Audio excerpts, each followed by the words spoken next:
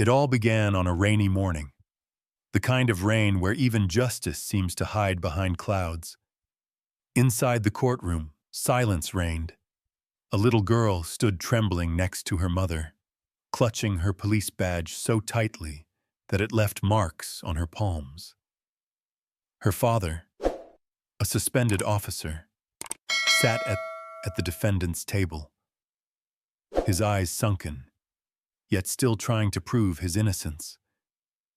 And then, the door opened. A police dog entered, strong, steady, its eyes scanning the room. The judge frowned at the commotion, but the dog didn't wait for permission. It walked straight toward the girl. The entire courtroom watched as it sniffed the badge she was holding, then gently licked it once before scratching the floor beneath its feet. No one understood at first. But the father did, because that single scratch wasn't random. It was a signal. And what follows will reveal a truth that no human can discover. Only the loyalty of a dog can. Sometimes, justice does not speak through lawyers or judges. Sometimes, it speaks from the heart of a loyal friend. Rain fell in slow, heavy drops, painting the morning gray. The police station, usually alive with chatter and the hum of early briefings, felt strangely hollow that day. Fluorescent lights flickered against the wet floor, casting pale reflections of tired faces. At the far end of the locker room, Officer David Miller stood in silence, his back straight, his jaw tight, while the sound of rain tapped gently against the frosted window. He held his badge in one hand, his service pistol in the other. They didn't feel like symbols of honor anymore. They felt like cold weights pressing into his palms, each one carrying the echo of a life he'd lived with pride, and the life that was now slipping away. "Come on, Dave," a voice murmured behind him. It was Sergeant Collins, his former partner. The man's tone tried to sound casual, but his eyes avoided David's. "You know the procedure. They said Internal Affairs wants everything by 8. David didn't answer right away. He was staring at the engraving on his badge. Miller, D. 2457. The letters seemed to blur through the thin sheen of moisture gathering on the metal. He wiped it clean with the edge of his thumb, then placed it on the counter beside the gun. "Evidence tampering," he finally said, almost to himself. "That's what they're calling it now." Collins sighed, glancing toward the door to make sure no one else was listening. "Look, I don't buy it, but they've got higher-ups breathing down their necks. The case you touched, it's sensitive, man. The chief said to keep quiet," David interrupted, his voice low and firm. "Yeah, I know." In the corner, Rex, his German shepherd, lay curled beside the locker, eyes fixed on his handler. The dog's ears twitched at the sound of David's voice. Then he let out a soft whine, almost as if asking why his partner wasn't moving, why everything smelled like fear. David crouched beside him, pressing a hand against Rex's neck. "Easy, boy," he whispered. "We did everything right. They just don't want to see it." The bond between them was unspoken, built from years of silent understanding on the streets, raids, long nights in the rain. And now, that connection was the only thing keeping David from collapsing entirely. From the doorway, another officer, younger, arrogant, muttered just loud enough to be heard, "Guess even good cops slip when the money's right." Collins shot him a warning glare, but David didn't flinch. He just looked down, exhaling slowly. The shame wasn't from guilt. It was from being accused of something he couldn't defend against. He knew how fast rumors traveled in the department. Once you wore the stain of suspicion, It never really came off. When he finally stood, the locker room was empty except for the echo of dripping water and the rhythmic breathing of his dog. He took one last look around, at the walls lined with framed commendations, the faded poster that read "Integrity First," and the locker that still bore his nameplate. Then he opened the badge case one final time. Inside the badge, beneath the polished surface, he noticed a tiny scratch, one he had carved himself weeks earlier. It wasn't random. It was deliberate, a code only he could read. The scratch aligned with a number sequence engraved beneath the insignia, a signal to something he'd hidden far from here, a truth that would one day matter. He ran his thumb along it now, deepening the mark just slightly, the metal grating under his nail. It was subtle, nearly invisible, but it gave him a strange sense of control in a moment when he had none. That tiny line would one day save his life. But right now, it was just a secret between him and Rex. He clipped the badge closed, slid it into his coat pocket, and turned to his partner.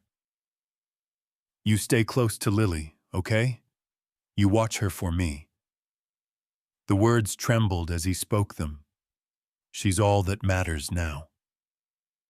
Rex tilted his head, as if listening, and then pressed his nose against David's hand. His eyes were dark and loyal, the kind that seemed to understand everything without needing words. A knock echoed from the door. Collins stepped in again, holding a small brown envelope. "IA's ready for you. You can make a statement if you want, but..." His voice trailed off when he saw David's expression. There was no fight left, only quiet resolve. David took the envelope, placed his badge and weapon inside, and sealed it shut. "They already made up their minds," he said. "Words won't change that." Collins hesitated, guilt flickering in his eyes. "You'll get through this. You always do." But as David walked past him, the look on his face said otherwise. He wasn't sure this time. The rain outside had turned into a storm, and the thunder drowned out the sound of Rex's soft whimper as David stepped into the hallway. At the far end, through the glass doors, he could see the reflection of himself. A cop stripped of his purpose. A father trying to protect his child from a truth too heavy for her to know. He pressed a hand against the cold surface of the envelope and whispered under his breath, "They'll never find it. Not until it's safe." Behind him, Rex barked once, sharp, short, a sound that echoed down the hall like a promise. David stopped, turned back, and met the dog's eyes one last time before he left the building. That look, that moment of understanding, said everything words couldn't. "I know you're innocent, and I'll find the way back." As the door closed behind him, the rain swallowed his footsteps, and the badge, the one that carried both shame and hope, gleamed faintly beneath the stormlight. Somewhere inside that metal lay the seed of redemption. And though David didn't know it yet, that tiny scratch would one day speak louder than any defense he could ever give. The rain hadn't stopped since morning. Outside the small apartment window, drops traced crooked paths down the glass, blurring the orange glow of the street lamps into trembling halos. Inside, the living room was dim. Only the soft hum of the refrigerator and the occasional creak of old wood broke the stillness. Lily Miller, 8 years old, sat cross-legged on the carpet. Crayons were scattered around her like pieces of a tiny rainbow. She leaned over a piece of paper, tongue peeking from the corner of her mouth as she drew.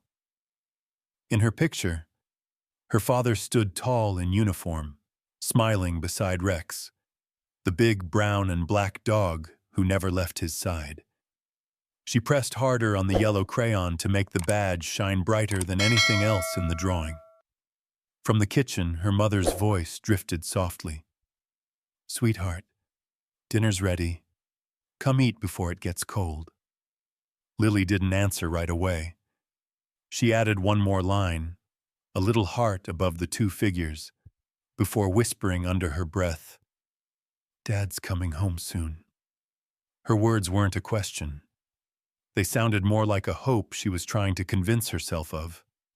Her mother, Emily, walked over and knelt beside her. Her hands were tired, the kind of tired that comes from crying quietly when no one's watching. "That's a beautiful picture," she said gently, brushing a strand of hair from Lily's face. "Dad's going to love it." Lily turned, her blue eyes searching her mother's. "You said that yesterday." Emily hesitated, then smiled anyway. "And I'll say it again tomorrow if I have to." She pulled the girl into her arms, holding her longer than usual. Lily could feel the tremor in her mother's chest, a heartbeat that was both love and fear tangled together. Across the room, Rex lay near the door, his head resting on his paws. His ears flicked every time Emily's voice wavered. He didn't understand words, but he understood tone. He understood loss. He had watched David walk away that morning, leaving behind the scent of duty and sorrow, and Rex had not stopped staring at the door since. After dinner, Emily tucked Lily into bed. The girl's drawings now covered the wall beside her pillow, little stories told in crayon. Her father saving people, Rex chasing bad guys, the three of them walking together under a sunny sky. It was a world untouched by suspicion or fear. "Mom," Lily said softly, pulling the blanket to her chin. "Why did Daddy have to give his badge back?" Emily froze for a second. She sat on the edge of the bed, searching for the right words, words that wouldn't break what little peace the child still had. "Sometimes, adults have to fix problems before they can come home," she said carefully. "But your dad's strong. He'll fix it. You'll see." Lily's small fingers twisted the blanket. "He didn't do anything wrong." "No, baby," Emily whispered. "He didn't." But the way her voice cracked at the end made Lily's eyes glisten. She didn't cry, though. She just nodded once as if sealing a promise in her heart. When the lights went out, the room filled with the soft patter of rain against the window. For a while, Lily watched the shadow of the curtain sway in the streetlight, pretending it was her father walking through the door. Then, a quiet whine broke the stillness. Rex nudged the door open with his nose and padded softly across the floor, his nails clicking lightly on the wood. Lily sat up instantly, a smile spreading across her face. "Rex," she whispered, arms outstretched. The big dog jumped onto the rug beside the bed, tail wagging gently, but eyes still carrying the sadness he had seen in the house all day. Lily wrapped her arms around his neck, burying her face into the thick fur. He smelled of rain and something familiar, the same scent her father carried on his uniform after long days at work.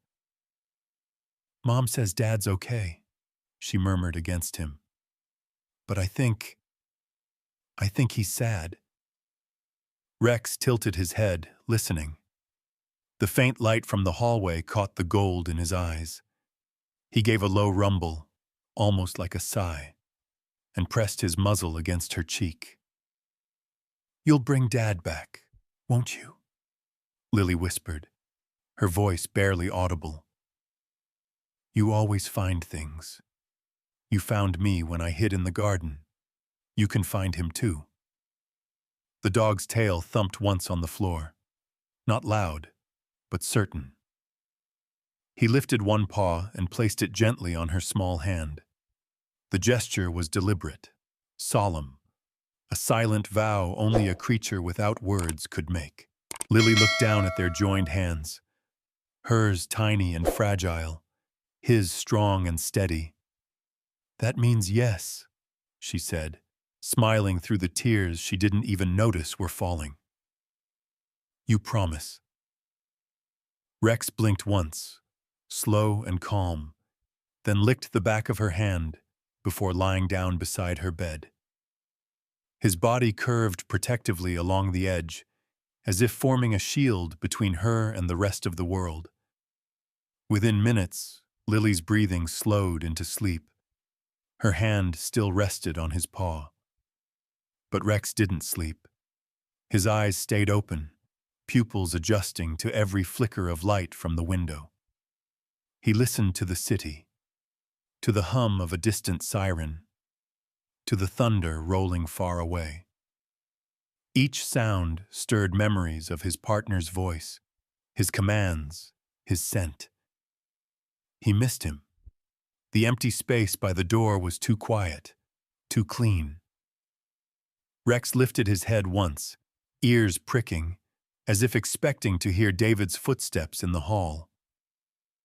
Nothing came. Instead, he lowered his head back onto his paws and exhaled softly. His breathing matched the rhythm of the child's, a quiet duet of trust and waiting. Outside, the rain finally began to ease.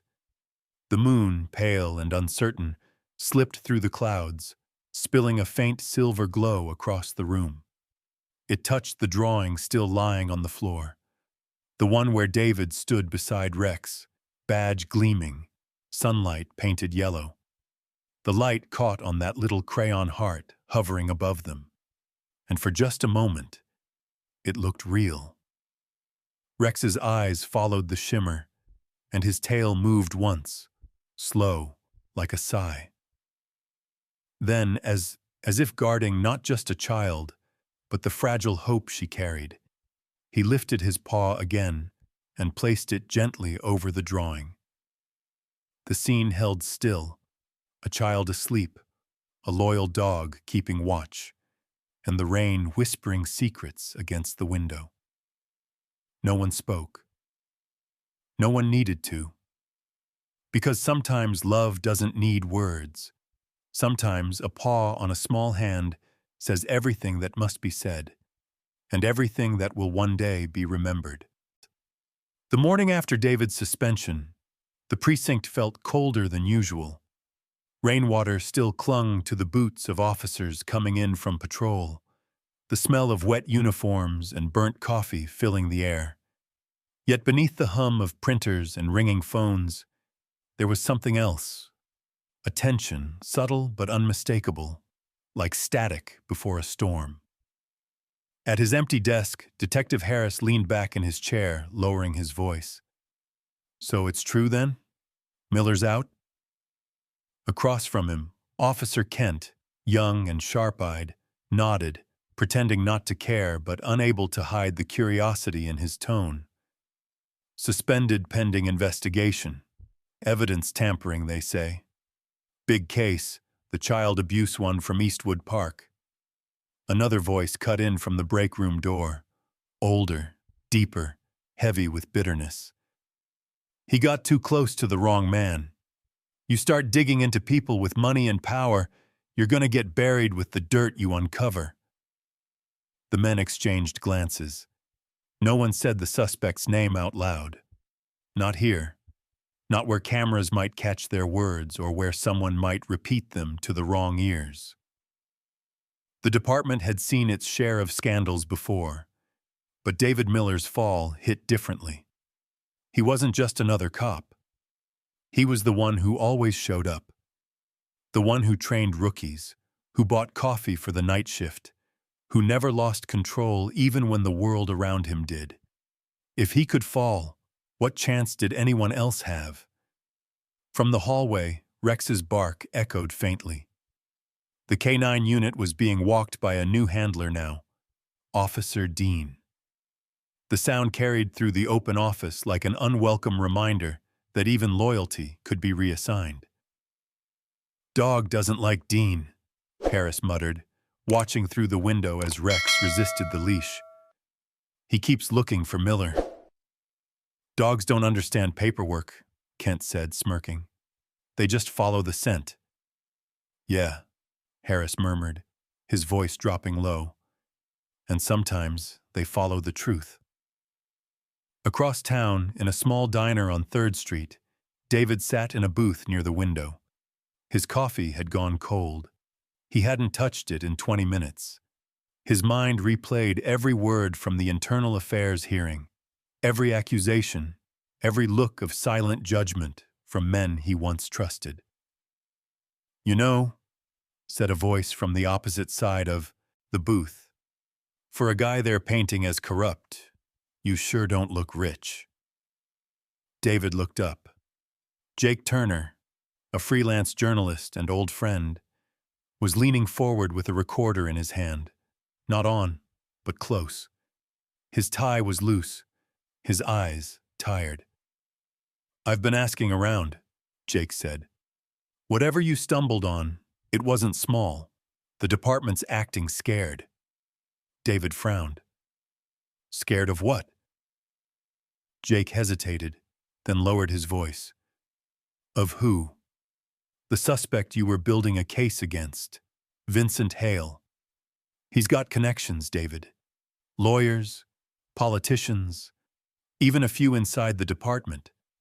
When you filed for a warrant on his property, you crossed a line. David rubbed his temples, exhaustion pressing down like a physical weight. I didn't care about his money. I cared about that kid. The one I know, Jake interrupted softly. But listen to me. They've buried your evidence. Every trace of it. Your files, your audio logs, gone from the server. Like you never touched the case. David's breath caught. What about the drive? The one He stopped himself. His hand drifted instinctively toward his coat pocket. But it was empty. His badge, and the hidden clue carved beneath its surface, was gone. He'd left it with Lily. For the first time since the suspension, he felt a flicker of something beyond despair. Fear. Not for himself, for her. Jake leaned forward, lowering his voice. You're not listening. They want you erased, Dave. They're rewriting the story. If you don't have something hidden, something they missed, you're done. David met his eyes. A moment of quiet passed between them. Then he said, almost in a whisper, there is something, but they'll never find it. Jake frowned. What do you mean? David didn't answer. He looked out the window instead. Across the street, the reflection of the rain made the city shimmer like a broken mirror. Somewhere out there, his daughter was playing with crayons. Holding a badge she didn't understand carried the weight of everything he was trying to protect. Back at the precinct, whispers turned sharper as the day went on. IA's saying Miller destroyed chain of custody records, one officer muttered. Or maybe someone planted them, said another, voice dripping with sarcasm. You know how clean his record was? Guy wouldn't even take free coffee from a witness. But the chief signed off on his suspension, came a reply. That tells you something. It tells me the chief doesn't want to lose his pension, Harris said quietly. They'll cut anyone loose if it keeps the department safe. The silence that followed was heavy, the kind of silence where truth hides. That night, David returned to his apartment. The lights were off. The only sound was the hum of the rain gutter outside and the faint clicking of Rex's nails on the floorboards as the dog padded up to him. Rex shouldn't have been there. The new handler must have lost control, or perhaps the dog had simply found his own way home. David knelt, wrapping his arms around the animal's neck. "You couldn't stay away either, huh?" Rex pressed his head into David's shoulder, whimpering softly. For a moment, the man closed his eyes and let the weight of the world ease just slightly. Then, a thought struck him. He reached for Rex's collar and felt something small tucked underneath. A folded piece of paper. His heart quickened. He unfolded it carefully. It was Lily's handwriting. "Daddy, I'm keeping your badge safe. Rex is helping me. Love, Lily." He exhaled shakily, pressing the note to his chest. In that moment, he understood. The only untainted part of his life, the only piece of truth left, was in the hands of a child and a loyal dog. No system could touch that. He whispered almost to himself, "Hold on to it, baby girl. Don't let anyone take it." Rex's ears twitched, catching the tremor in his voice. The dog lifted his head, eyes steady, as if he already knew that the badge, that small piece of metal, was now the heart of everything that would come next. Outside, thunder rolled over the city. Inside, a suspended cop sat in the dark, clutching his daughter's note, while the only creature still beside him, the one who refused to leave, lay quietly at his feet. And somewhere beyond the storm and the whispers, a truth slept beneath the weight of lies, waiting for the day a man, a child, and a dog would bring it back into the light. The night training field lay under a thin fog, the kind that swallowed sound and turned every breath into mist. Floodlights hummed overhead, cutting sharp white beams across the empty asphalt. A line of K-9 officers stood in formation, dogs at their sides, waiting for the next command. Among them, Rex sat still, posture straight, ears pricked, eyes fixed on the obstacle course ahead. But his mind wasn't there. His gaze kept drifting toward the far edge of the lot, where the darkness swallowed the old storage yard beyond the fence. "Focus, Rex!" The command snapped like a whip. Officer Dean, his new handler, yanked the leash tight. The dog flinched, but didn't growl. He simply looked up, quiet and unreadable, like a soldier tolerating orders from someone who hadn't earned the right to give them. Dean wasn't cruel, but he was impatient, and he didn't understand Rex. He saw him as just another working dog, not as the half of a bond torn apart. Rex had been trained to obey one man's voice, one tone. That voice was gone. "Let's run it again," Dean muttered to another officer. "He's lagging, probably getting old." The words rolled off his tongue carelessly, but they cut through the silence like a knife. Rex's ears twitched.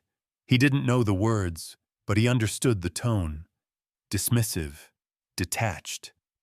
In his world, loyalty was everything, and now he was being asked to forget the man he'd pledged it to. Dean signaled the start. "Go!" Rex leapt forward, paws striking the ground in rhythmic precision. Over the hurdles, through the tunnel, weaving through cones. Perfect form, perfect control. But halfway through, he stopped abruptly. His nose lifted, catching something faint, a scent carried on the damp wind. He froze, nostrils flaring. "Rex!" Dean barked. "Move!" The dog didn't. He stood still, muscles tense, head turned toward the far end of the field. Beyond the fence, the fog seemed thicker, darker. Somewhere out there, past the old storage units, the ground held something buried, something he remembered. "Rex, heel!" Dean yanked the leash again. The chain rattled, but Rex's body stayed rigid.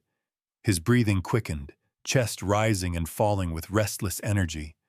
A low growl rumbled from deep in his throat.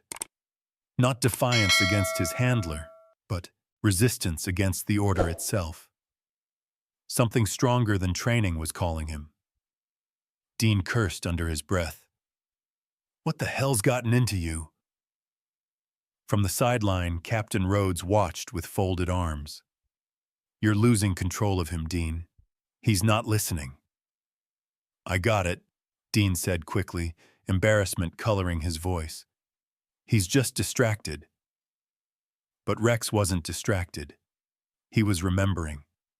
He remembered standing beside David in that same night fog months ago when they'd come to the edge of that storage yard.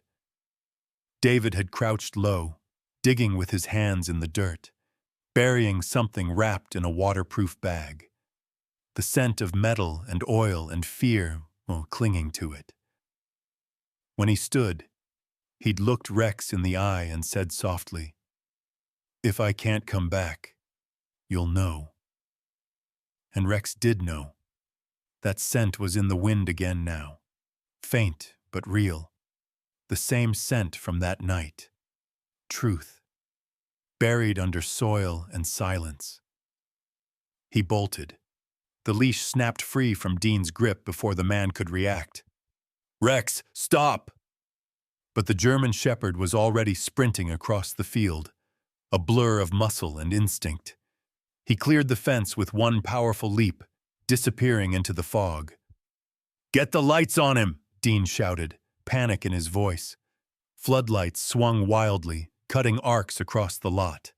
The other officers moved toward the fence, radios crackling.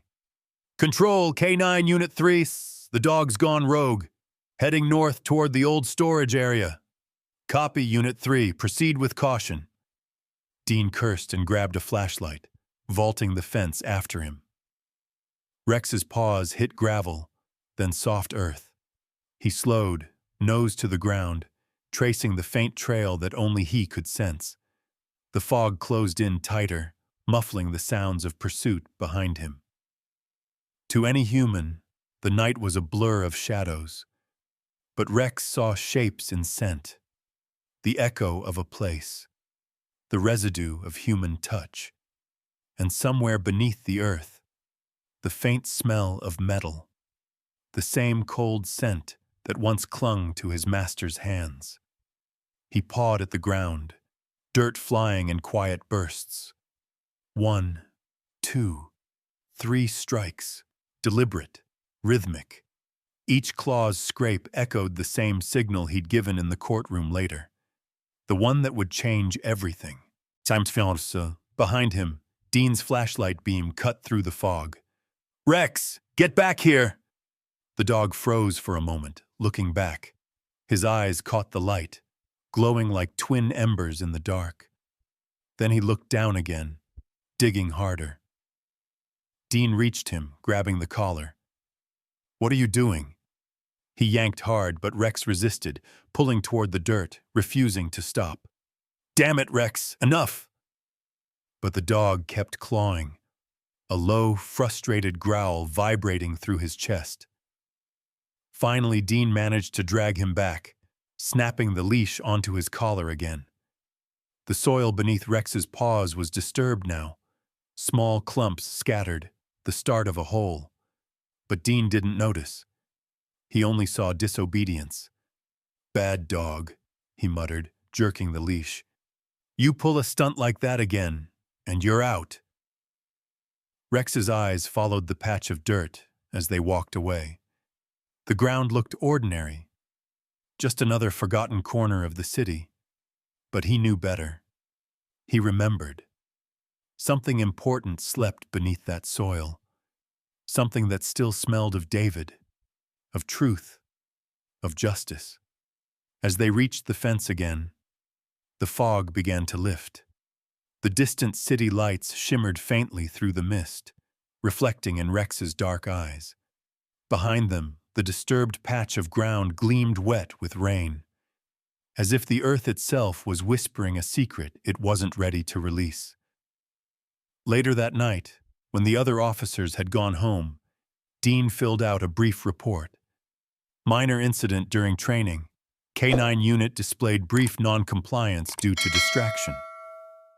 He didn't mention the digging. He didn't mention the way the dog had looked at the dirt, like it was sacred ground. Rex lay quietly in his kennel, but his eyes never closed. He could still smell it. Faint, just beneath the earth. He could feel his master's hand, hear the calm voice that once said, "You'll know." And though no human could see it, something fierce and certain burned in his chest. They could separate him from his partner, replace his handler, take away his purpose, but they couldn't erase his memory. They couldn't stop what he knew. Because even in betrayal, loyalty leaves a scent that never fades. The courthouse smelled faintly of old wood and rain. It was the kind of smell that never left, a mix of paper, varnish, and the ghosts of arguments long settled. Outside, gray clouds pressed low over the city. Inside, the lights buzzed softly as people shuffled into the benches, coats dripping, whispers floating like dust in the air. David Miller sat at the defendant's table, hands folded tightly on the surface before him. His wrists still bore faint red marks from the cuffs they'd used that morning. They weren't necessary, but someone wanted the image. Wanted him to look like a man who had fallen. The courtroom clerk called names, stamped files, shuffled through motions. It all felt distant, mechanical. David's eyes stayed fixed on the wood grain of the table, following its lines like a map leading nowhere. From behind, a door creaked open. He turned slightly, and there they were. Lily walked in first, holding tightly to her mother's hand. Her shoes squeaked against the polished floor. She wore a small white dress, too formal for her age, and around her neck hung a chain with his police badge. It gleamed under the courtroom light, a silent echo of everything he'd lost.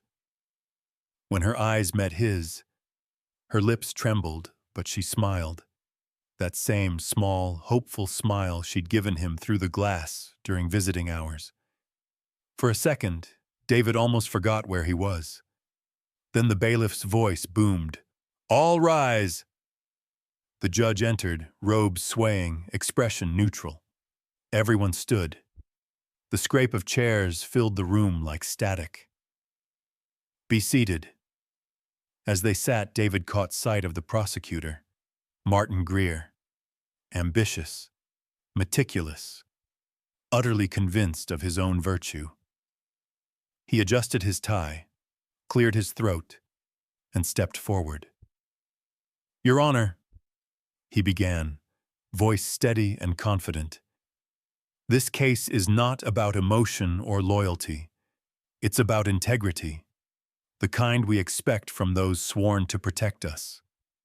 Officer David Miller betrayed that trust." The words hung in the air like smoke. He turned slightly, addressing the jury.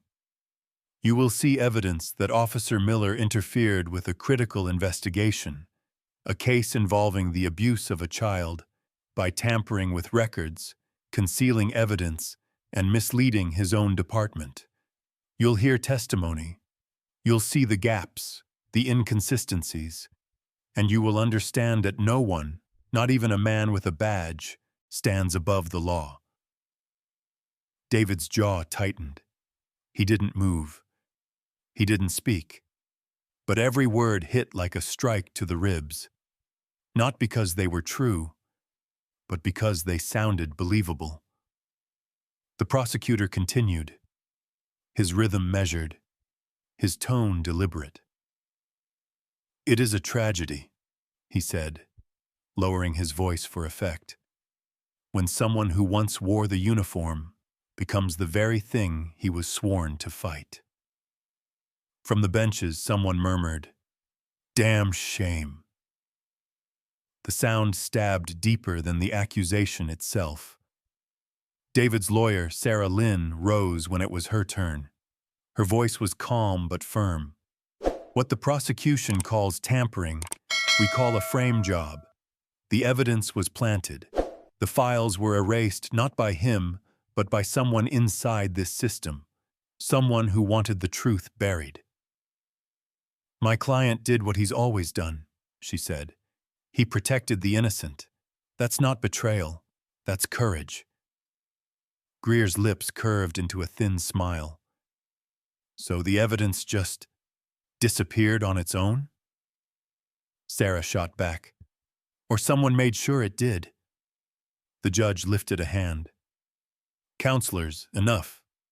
His gaze fell briefly on David. "Let's stick to the facts." The facts. David almost laughed. A dry, hollow thought. Facts had nothing to do with this anymore. It was about perception, about power. He could feel it in every glance, from the officers in the back rows, from the reporters scribbling notes, from the jurors who couldn't quite meet his eyes. And yet, one gaze didn't waver. From the second row, Lily sat upright, clutching the badge around her neck like a talisman. Her small fingers pressed against the metal, leaving smudges across its surface. Every time the prosecutor said the word dishonest, she held it tighter, as if to protect it. As if protecting her father himself. David noticed. He wanted to tell her to stop, to let go before someone saw, before the prosecutor turned it into a weapon. But he couldn't speak. His throat was locked, his words trapped behind a wall of fear and shame. During the recess, the courtroom emptied for air. David stayed seated. His lawyer whispered something about strategy, about patience, but her words blurred into background noise. Across the aisle, the prosecutor leaned over his papers, whispering to a detective. David caught a fragment. "We'll get him on cross, don't worry. He's breaking." He wasn't wrong. Inside, David was breaking, not from guilt, but from the weight of being seen as something he wasn't. From knowing that truth had no place in a room built on appearances. The door at the back opened again. This time, Lily slipped in alone. The bailiff started to object, but the judge gestured him away, perhaps moved by the sight of her.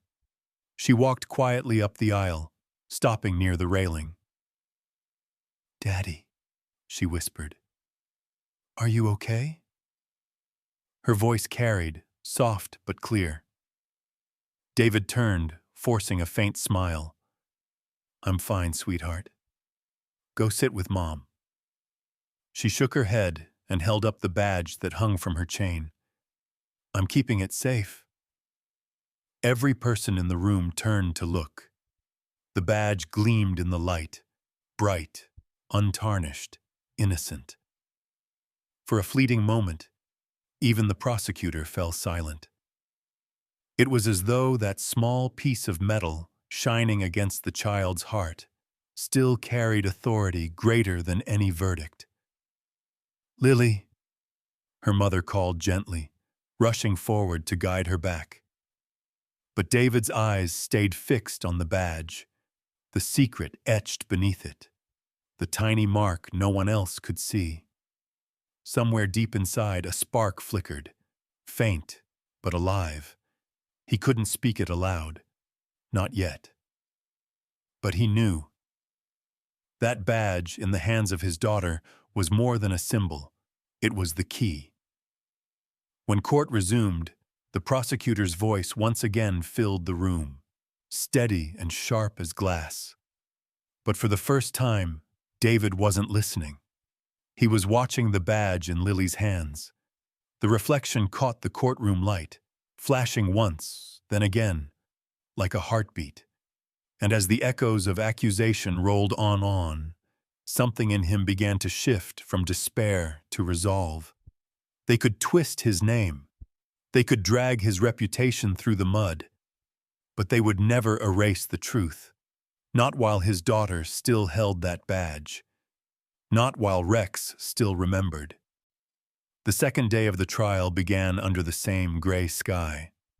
The air inside the courthouse was heavy, thick with murmurs, rustling papers, and the faint echo of footsteps on marble floors. Reporters lined the corridor outside, cameras flashing each time someone entered. Every flash felt like a judgment before the verdict. Inside the courtroom, David Miller sat motionless. His hands were clasped on the table, the same way they'd been the day before. His face was calm, but his eyes carried a quiet storm, that dull ache that comes from waiting for something you can't control. The judge shuffled through files, clearing his throat. "Before we continue with testimony related to Officer Miller's case," he said, glancing down at the paperwork, "there is a scheduled presentation from K9 Unit 4 regarding a separate matter. Let's take care of that now." The prosecutor looked mildly annoyed. "Your Honor, if we could—" "It'll take 10 minutes," the judge interrupted. "Bring in the handler and the dog." The courtroom doors opened, and just like that, Rex returned. He stepped through the doorway, fur sleek under the fluorescent lights, posture proud but restrained. His leash was held by Officer Dean, the same handler who had pulled him from the training field weeks earlier. The moment Rex entered, a faint stir swept through the benches, the kind of reaction reserved for seeing a ghost you thought you'd never encounter again. David's breath caught in his throat. The dog's nails clicked softly against the floor as he walked. Then, halfway down the aisle, Rex stopped. His head lifted slightly, nostrils flaring. He had caught a scent, familiar, undeniable. He turned. Across the room, Lily sat beside her mother, legs swinging nervously under the bench. The light from the high windows hit the badge hanging around her neck, sending a quick, golden shimmer across the courtroom. Rex froze.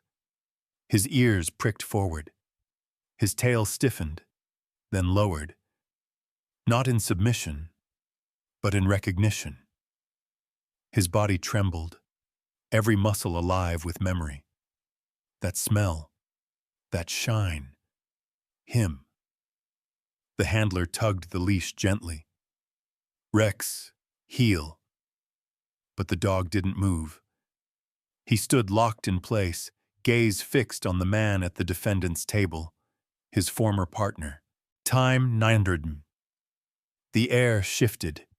Even those who didn't know their story could sense it.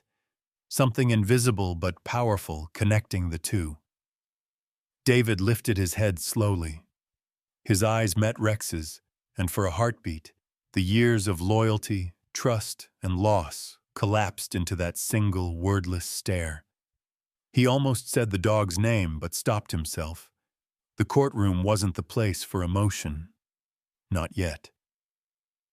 "Officer Dean," the judge said, clearing his throat. "Control your dog." "Yes, Your Honor." Dean tightened his grip on the leash, guiding Rex toward the front. But Rex's head kept turning, glancing between David and the little girl holding the badge. They reached the witness stand. Dean began explaining the K9's record, a procedural update, a summary of a past search unrelated to this case.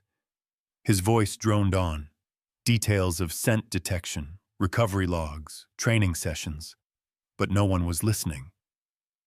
Everyone's attention had drifted toward the dog, and the way his eyes never left the badge. When Dean finally finished, the judge nodded. "Very well. Officer, you and the animal may wait by the stand until excused." Dean led Rex to the corner near the witness box, clipped the leash to a railing, and stood back. The dog sat, obedient but restless, gaze flicking toward Lily again. Something deep within him stirred, not confusion but instinct. He could smell David's scent on the air, faint, buried beneath others.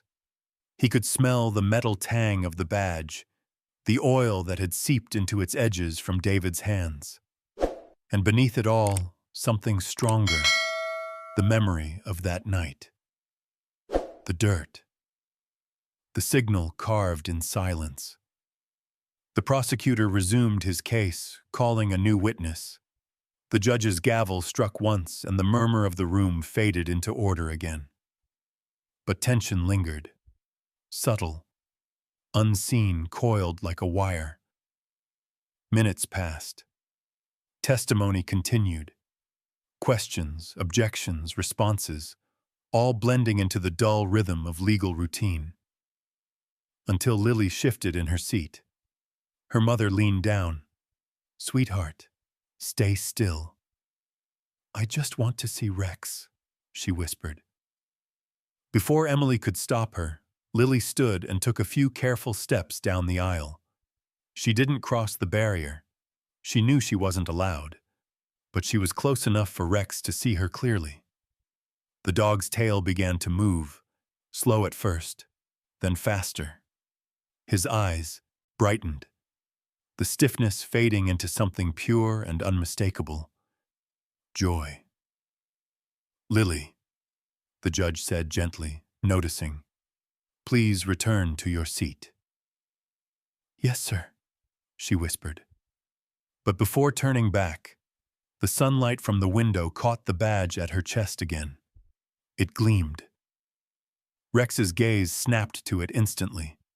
He tilted his head, whined softly, one short, rising note that cut through the hush of the room. Then, before anyone could react, he moved. It wasn't a leap or a lunge, just a slow, deliberate step forward until the leash grew taut.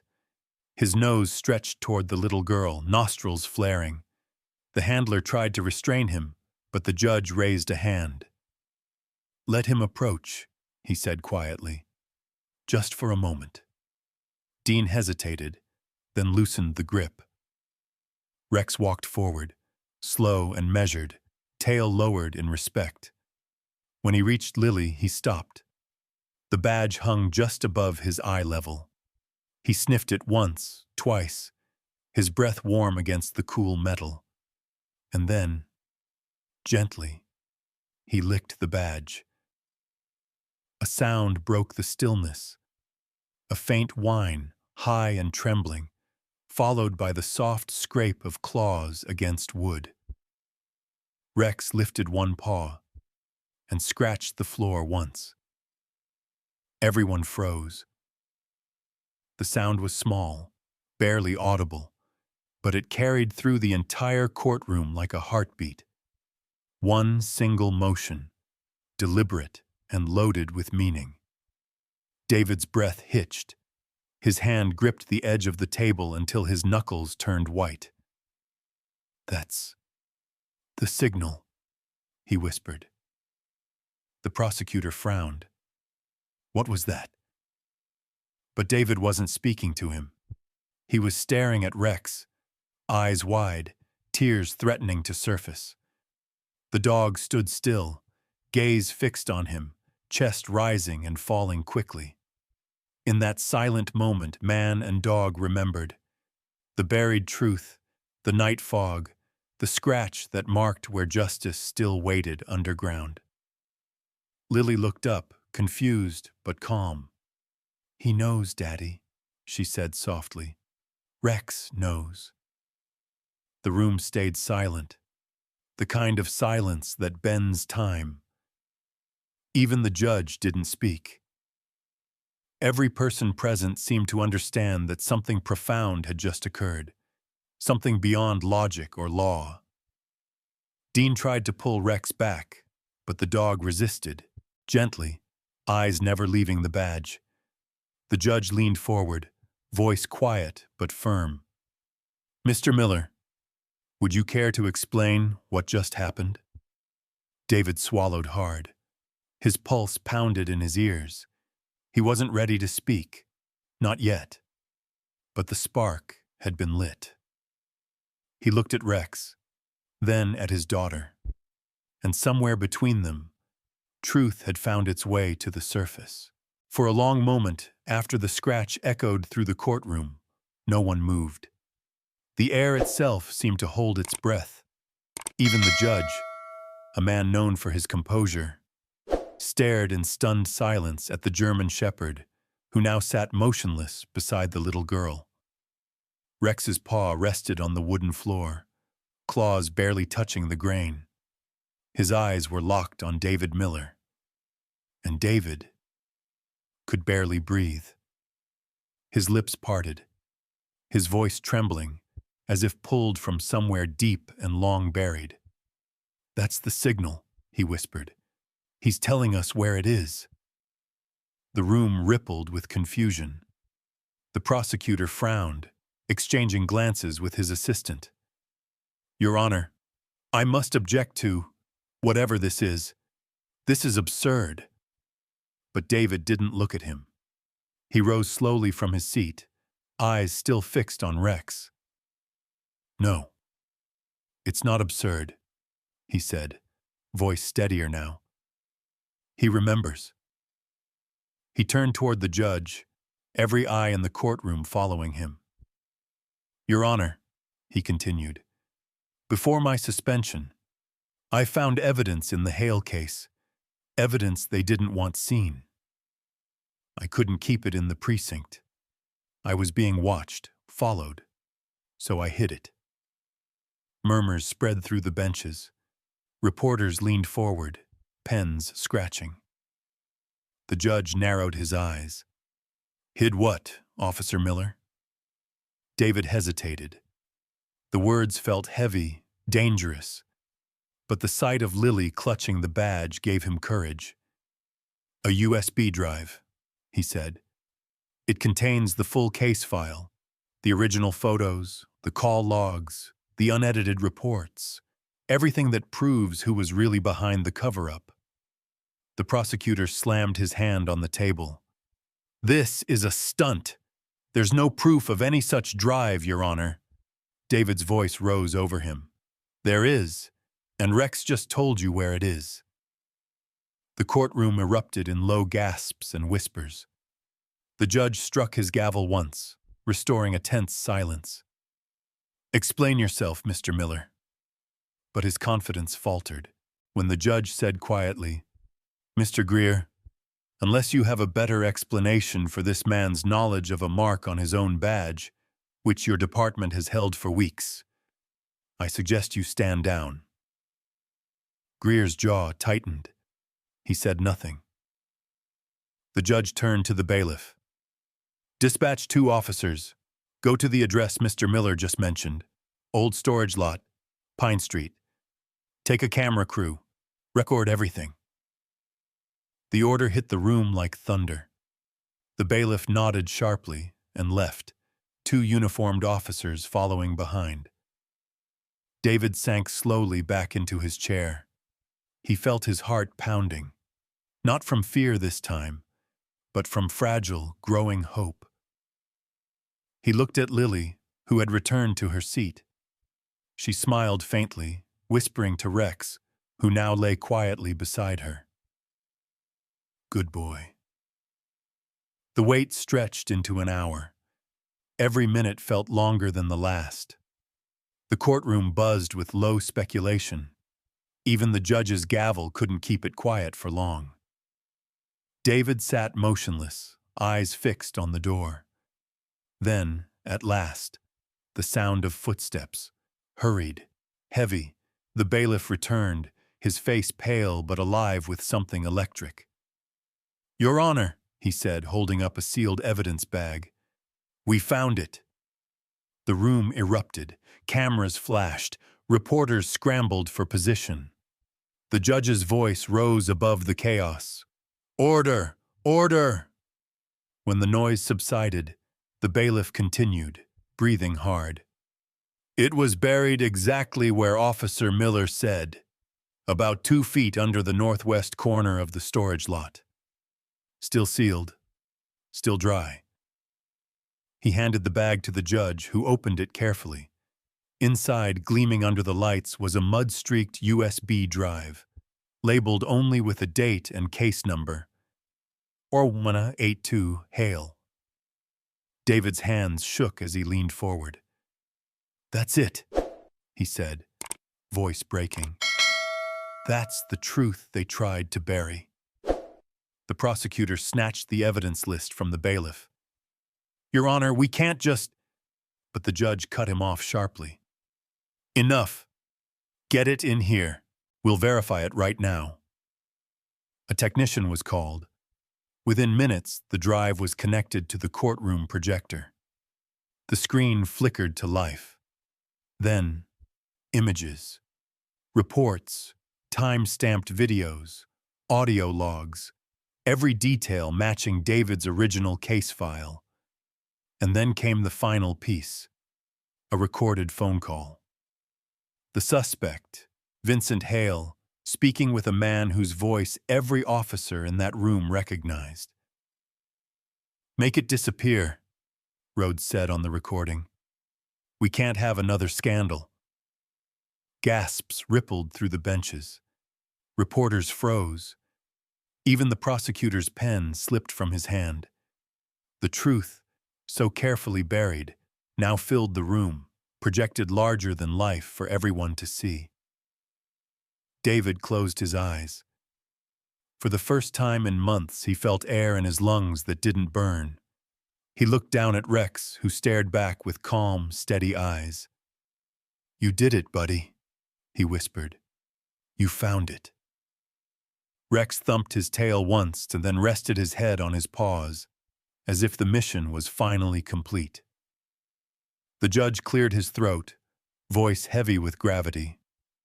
"Mr. Miller, this evidence exonerates you completely, and it implicates Captain Rhodes and others in a cover-up of criminal acts."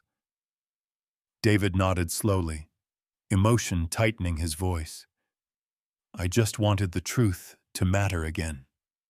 Outside, sunlight broke through the clouds, spilling faint gold through the high windows. It reached across the floor, glinting off the badge still resting near the judge's hand. The same badge that had carried a man's hope, a daughter's love, and a dog's unshakable loyalty. And as that light spread, the courtroom, once cold and hostile, seemed to breathe again. For the first time, justice felt possible. For a long, suspended heartbeat, no one in the courtroom moved. The projection screen still glowed, casting blue light across the stunned faces. The sound of the recorded confession, Captain Rhodes's voice sealing his own downfall, lingered in the air like a ghost refusing to fade. Then came the silence, heavy, holy, the kind of silence that follows truth when it finally breaks free. David Miller stared at the screen, his chest rising and falling unevenly. His hands gripped the edge of the table, trembling. The world around him blurred. The judge's voice, the shuffle of feet, the gasps of disbelief. It all melted into a hum, distant and muffled, like he was underwater. The truth had finally surfaced. But for a moment, it didn't feel real. He looked down at his hands, calloused, scarred, still stained by months of doubt and accusation. And for the first time in forever, he let them shake openly. His lips parted, trying to form words, but nothing came. Then, as if his body could no longer bear the weight of everything he'd carried, his knees gave way. He sank to the floor. "David!" Sarah Lynn, his attorney, reached out, but someone else got there first. "Rex."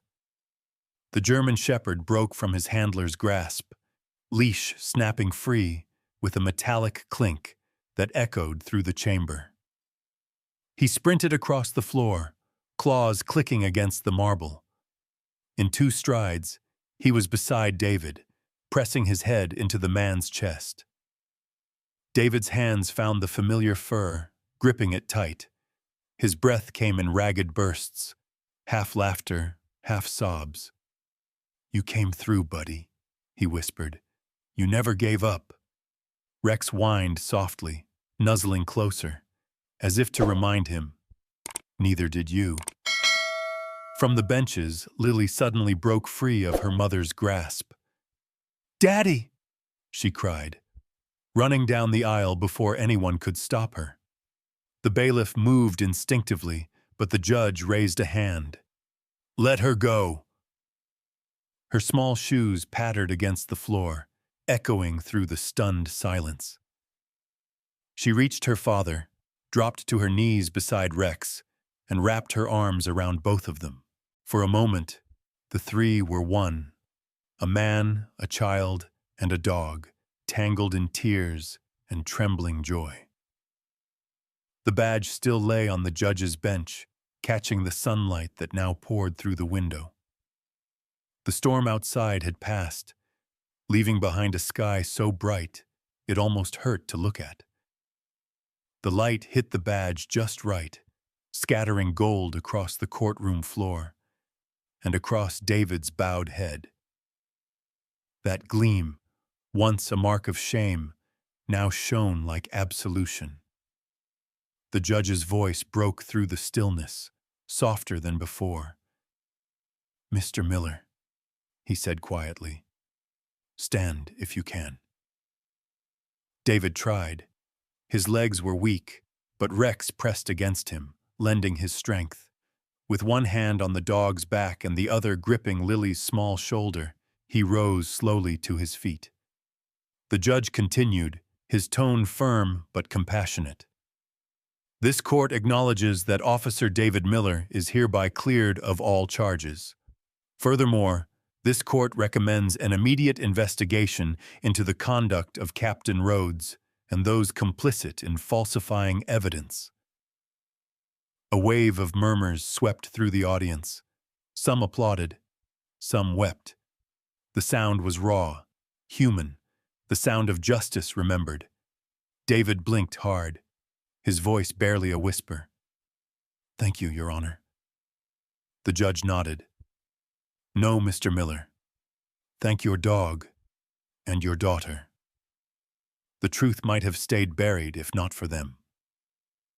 Rex's tail thumped softly, as if he understood every word. The prosecutor sat frozen, face pale, his earlier confidence shattered. Behind him, reporters' cameras clicked, capturing every angle of the moment. The fallen officer redeemed, the loyal dog at his side, the child who never stopped believing. As the courtroom began to empty, David remained where he was. He reached out and took the badge from the judge's bench. The metal was warm from the light, the carved groove still faintly visible beneath the surface. He traced it gently with his thumb, feeling the indentation, the secret mark that had carried everything: fear, faith, and finally, truth. He knelt beside Rex again. "You remember the night I made that mark?" he murmured. "I told you it meant hope." Rex gave a low rumble in Teton, his chest. Not a growl, not a bark, but a sound of acknowledgement, of understanding. David smiled through his tears. "You never forgot." He looked to Lily, who was now wiping her cheeks, eyes red but bright. "You held on to it," he said softly. "You held on to me." She nodded, her voice small. "You told me to keep it safe." He laughed, a quiet, broken laugh that trembled with gratitude. "You did better than that, sweetheart. You saved me." Emily stood a few steps away, tears streaming down her face. For the first time in months, the lines of worry that had carved into her expression began to soften. She stepped forward, placing a hand on David's shoulder. "Let's go home," she whispered. David nodded, but his gaze lingered on the badge one last time. The light caught it again, and for a heartbeat, he saw reflections, not just of metal, but of every moment that had led here.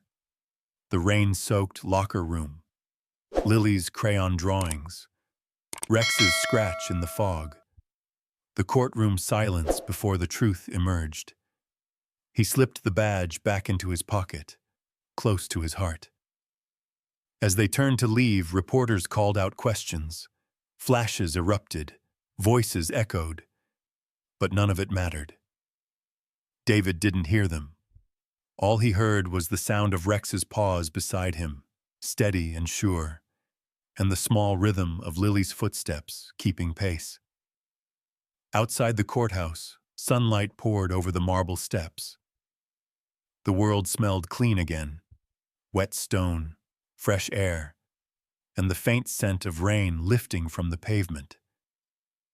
David stopped at the top of the stairs, looking up at the wide blue sky.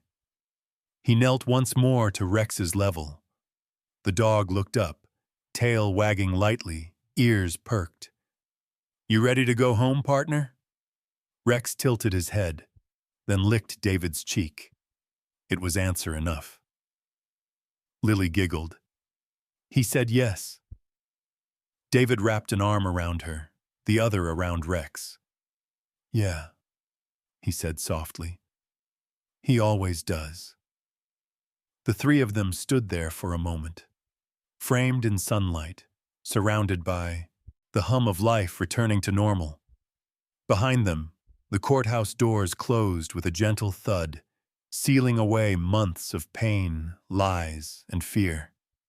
And in David's pocket, the badge, once a burden, now rested, light as air. A symbol no longer of disgrace, but of truth redeemed through love and loyalty. The world had changed in small, almost imperceptible ways since that day in court. Spring had come and gone, and summer now rested warm over the city. The kind of summer where the air shimmered faintly on the asphalt, and the days seemed slower, gentler. Inside the precinct, the walls no longer whispered when David Miller walked through them. Now, they greeted him. Officers nodded as he passed, some out of respect, some out of quiet guilt. But either way, the silence that once followed him had been replaced by something different, something cleaner. Trust. His badge gleamed once again on his chest, the old scratch still faintly visible under the polished surface. He'd refused to have it replaced. It wasn't just metal to him anymore. It was a reminder of how close he'd come to losing everything, and how love had carried him home. That morning, the captain, a new one now, called him into the office. The air inside smelled faintly of leather and dust. A manila file sat on the desk. David already knew what it contained.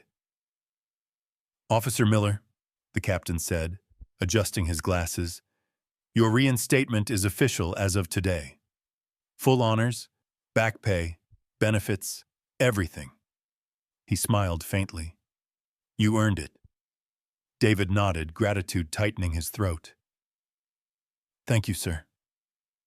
The captain hesitated, then added softly, "There's one more thing. It's about Rex." The name alone brought a sting behind David's eyes. "What about him?" The captain opened the file. "He's turning 11 next month. Regulation says he's due for retirement from active duty. They're suggesting reassignment, maybe as a therapy dog for the academy or a new handler." David's jaw tightened. Reassignment? The word felt wrong, cold. "Sir, that dog's given everything to this department. To me. You can't just—" The captain held up a hand. "I understand, but protocol is protocol." David leaned forward. "Then change it." A pause. Then the faintest smile. "Already in motion. If you file for adoption, it'll be approved." For a moment, David couldn't speak. He just exhaled, long and slow, and nodded. I'll take him home.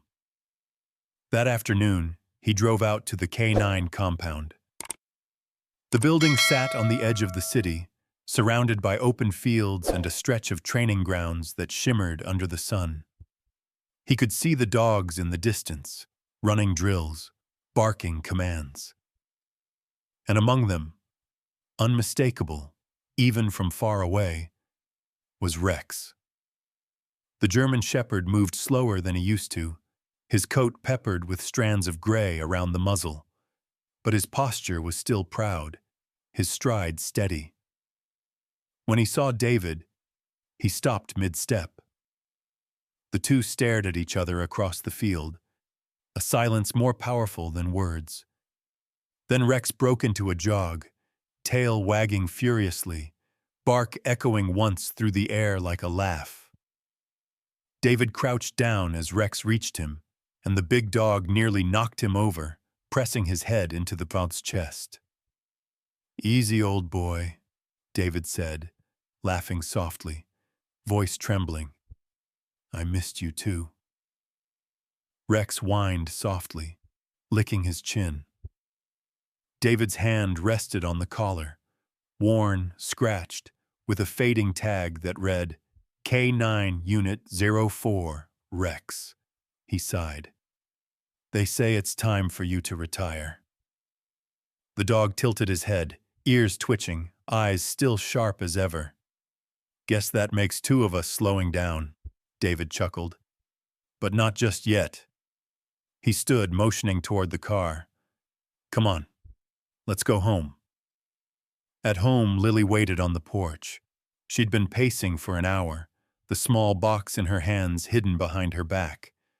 When she saw them, she ran down the steps, barefoot, smiling so wide it made David's heart ache. "Rex!" she cried, dropping to her knees as the dog bounded forward. "You're really home this time?"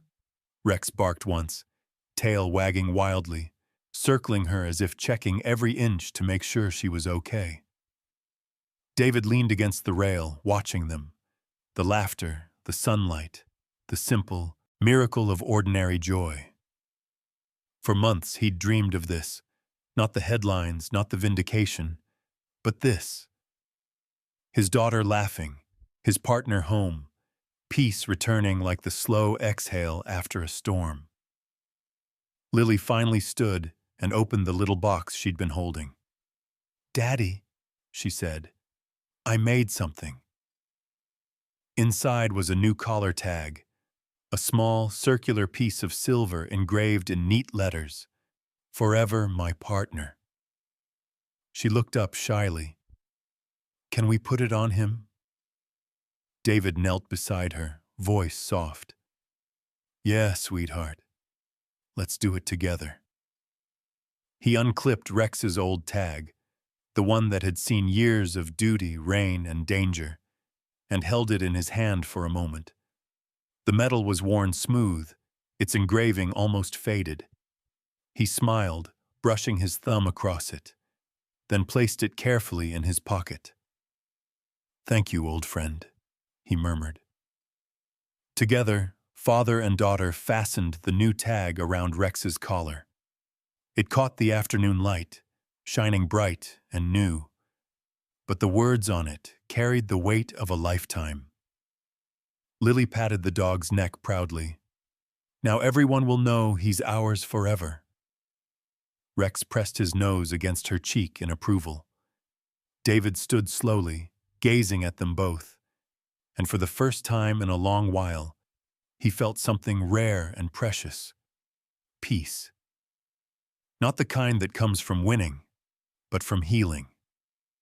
Later, as the sun dipped behind the trees, David sat on the porch steps with Rex lying beside him. The air smelled of cut grass and summer rain drifting from the distance. Lily's laughter carried faintly from inside the house as she showed her mother drawings of Officer Rex in retirement. David reached down, scratching behind Rex's ear. "You've done enough, partner," he whispered. You don't have to watch my back anymore. Rex looked up at him, eyes soft, wise, as if saying, I always will. The wind stirred, gentle and cool. The light caught the tag at Rex's collar again, and for an instant, David saw his own reflection there, not as the disgraced officer he'd been, but as the man he'd become. Time 900 tunes. A man forgiven. A man finally home. He leaned back against the step, closing his eyes, letting the quiet fill him. The sound of Rex's slow breathing beside him was steady and calm, the rhythm of a life that had finally found its peace. Inside, the screen door creaked open. Lily peeked out. Daddy? He smiled without opening his eyes. Yeah, baby. Are you happy now? David opened his eyes, turning toward her. More than I can ever say. She grinned. Me too. He reached out a hand and she came to sit beside him, resting her head on his shoulder. Rex shifted closer, laying his head across both their feet. The three of them watched as the last streak of sunlight faded from the sky, leaving behind only the sound of crickets and the faint chime of Rex's new tag whenever he moved. And in that quiet, ordinary evening, they didn't need words. Because some endings don't need applause or fanfare, just the warmth of home, the peace of forgiveness, and the soft breath of a loyal friend resting by your side. The park was almost empty that morning. Early sunlight spilled across the dewy grass, turning every drop into a glimmering pearl. Birds called from the trees, the city just beginning to wake. At the far end of the path, Lily Miller walked slowly, her hands tucked into the pockets of her denim jacket. She wasn't a little girl anymore. Time had lengthened her stride, softened her voice, and traced faint lines of adulthood across her face. But her eyes, those same deep blue eyes, still carried the gentleness of the child who once believed a dog could bring her father home. Around her neck hung a silver chain. At the end of it, swaying slightly with each step, was a police badge, old, polished, perfectly kept. And in her hand, she carried a small wooden frame wrapped in worn leather. Inside it, beneath a thin layer of glass, was a photograph of Rex, ears perked, tongue lolling, gaze alive and bright as ever. Lily stopped near the old oak tree, the one her father used to bring her to when she was small. The park bench beneath it had changed colors with the seasons, the paint chipped and faded now, but it was still there. Still theirs. She sat down slowly, resting the photo on her lap.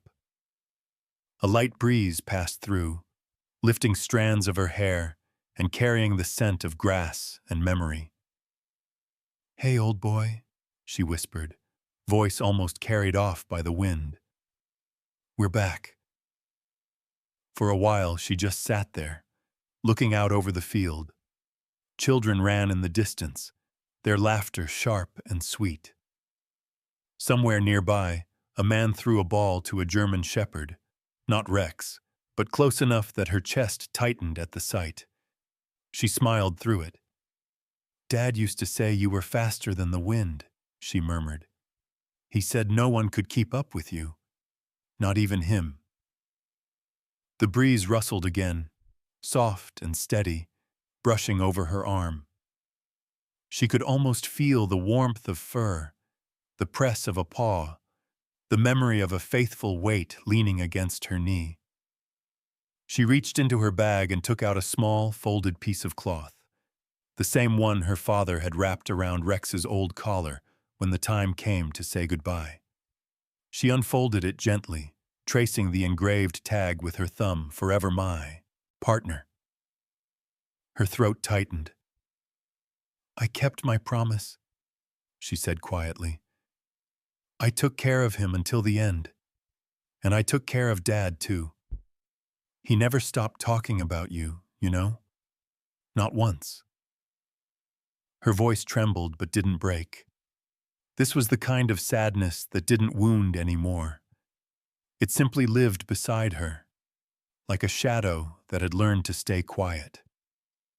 She glanced at the badge again, catching her reflection in its surface. The scratch, that faint, deliberate mark her father had carved years ago, was still visible. She smiled faintly.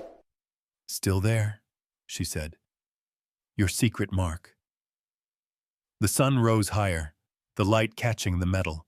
It shimmered briefly, a single perfect glint that made her eyes water. She leaned back against the bench, eyes closing for a moment.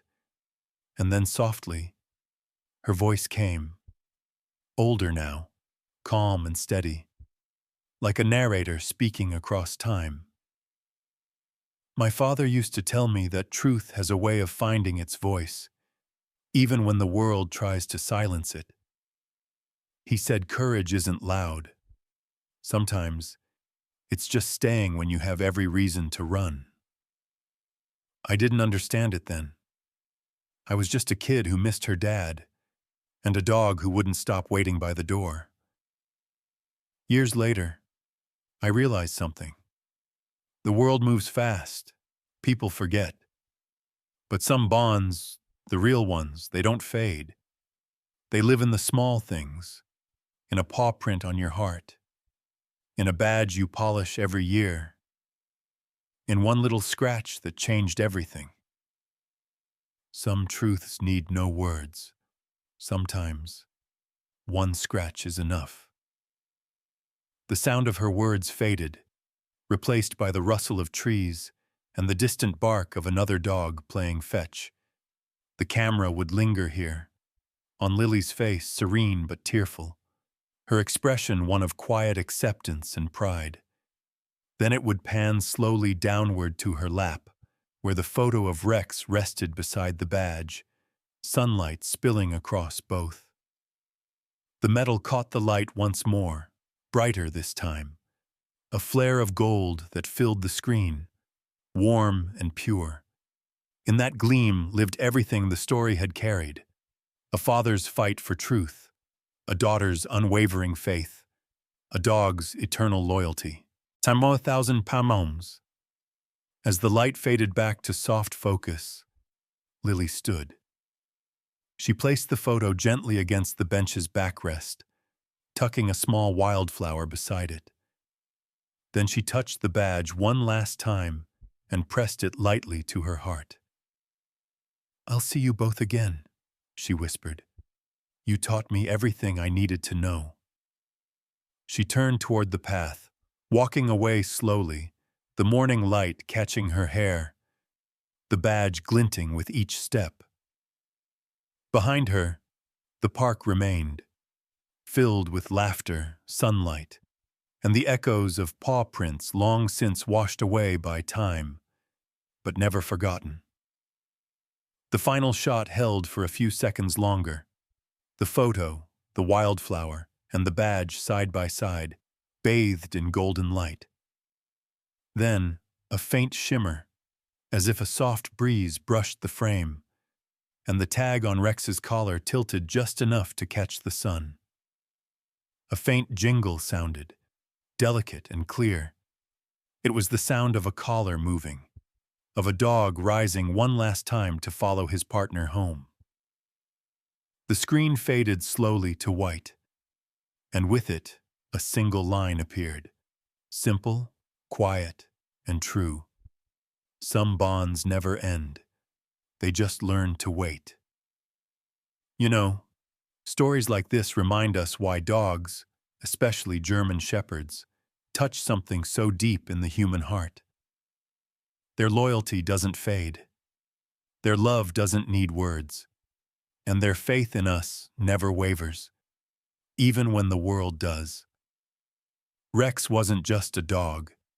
He was proof that love can guide us home, that sometimes the truest justice is written in the quiet bond between a person and their companion. If you've ever looked into your dog's eyes and felt they understood you, really understood you, maybe this is your reminder to keep that bond strong. There's a little resource I've been using lately that helps people deepen that connection with their dogs. More heart than training, really. You might like it too, if you want to know your best friend even better. Just something to think about, from one dog lover to another.